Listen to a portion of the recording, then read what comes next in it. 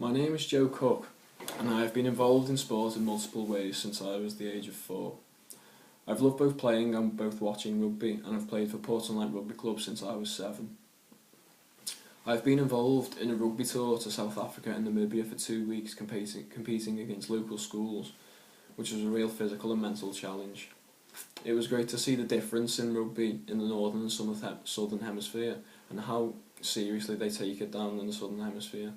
It is quite different to up here at school level.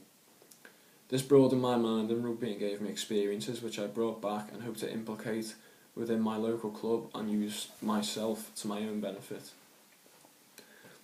I believe I would suit this role because throughout my life I have gained experiences in many areas within rugby that I believe would also help me be efficient at this job. Gaining relationships with local schools is something I've already done and I've had to prove that I'm capable of doing under pressure. I had to do this when completing my Sports Leaders Award. This involved ringing round schools and providing sessions for younger children, hopefully introducing them to rugby and getting them addicted to it so they would play it in the future.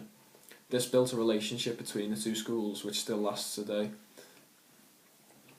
I've also had to plan and take charge of a local school's tag rugby tournament, which involves ringing round local schools' games organisers and also making sure the logistics side of the event was properly planned and thought out so there was no hiccups. Finally, I've previously worked at my rugby club in creating new ways to keep members and players loyal to the club by creating new schemes that is appealing to them, as this is a key role within the job description. For example, I implemented a strategy where all the coaches had the opportunity to go for an RFU training course to help enhance their own knowledge and learn from professional coaches on particular drills and methods and ways of plays. I agree this doesn't sound much, but it really worked, with every coach coming back having positive feedback and implemented the strategies and certain types of drills and methods on the age groups that they coach, and it has all proved back to be positive. I would say my 3 key strengths for this role: 1 would be my experience at Portland Rugby Club in implementing new strategies, which I have already done, to help coaches stay loyal to the club. As this is a key role within the job description, I feel my experience in this particular area would make me a standout candidate. Also, I have a real passion for grassroots level sport and a passion for rugby, so if successful, I would always want to see my job as a challenge and try everything in my power to complete that challenge for the benefit of others at the club. I've already seen from my own experiences what happens when you bring happiness to high numbers by working for the club to improve it and make it appealing. Finally, I would say a strength of mine is I am never satisfied. I always want to keep on doing my best and improving the situation, and I am always looking for ways to develop something for the better and the greater good of others. An example of this would be when I was planning my tag rugby tournament for school. We had a target of 8 schools which we had to say yes that would compete. However, I feel I reached this target quite quickly, if I'm honest. So I decided to ring round more schools and tried to plan a bigger and more high profile event, which in the end I did achieve, and was happy that I didn't stop at just the 8 schools. I would say a personal weakness of mine, I think, is public speaking or speaking in front of a large crowd. I've had to speak in front of a large crowd at Portland Rugby Club when I've been talking pre-season to new players, new parents, new staff about how the club is run and what they can look forward to over the year. I usually get nervous and don't speak fluently and efficiently, so sometimes I can give off the wrong impression to people who I am trying to impress, as they may feel that I am not confident and what I am actually saying is not true. I have tried to improve this in the past by speaking in front of smaller crowds, gradually getting bigger depending on the situation I was involved with.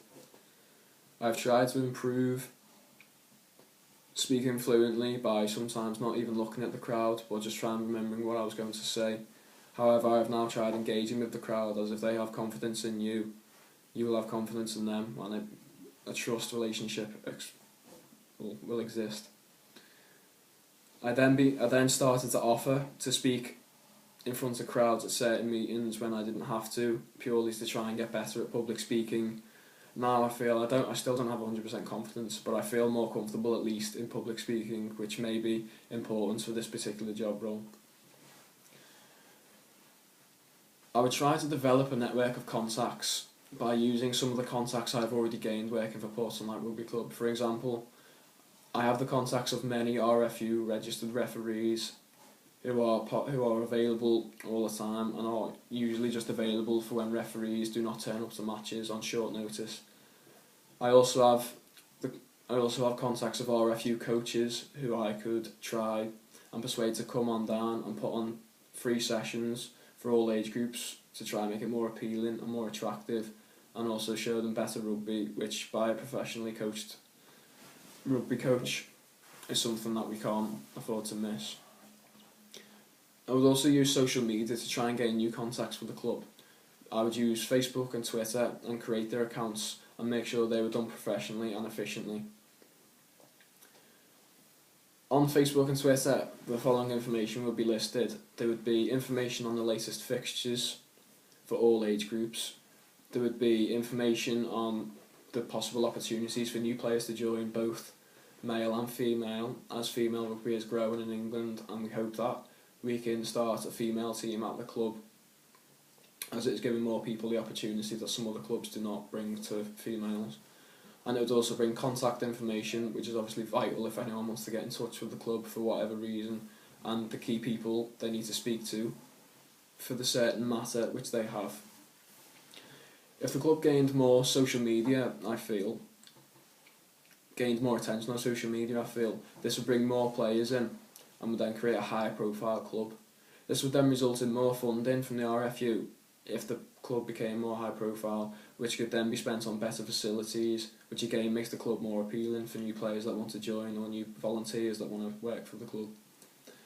If successful, the club will have better network of contacts, which is exactly what the club are hoping for in order to grow and become more attractive to gain players, coaching, funding, volunteers, etc. I do believe I'm the best person for this job because I have had the vital experiences in very similar situations which are listed in the key job roles within this job description at my local rugby club, Port Sunlight. I was given huge responsibility at my club in order to making it grow and expand, and I was successful in many areas of this. It was not easy, but I do enjoy a challenge. I did make mistakes, but I soon rectified them best as possible. I have also hunger and desire for rugby, so know what it will take and what would benefit certain people the most. For example, the coaches coming in would benefit coaches, therefore it would then benefit the players. This would then make players and coaches feel loyal to the club.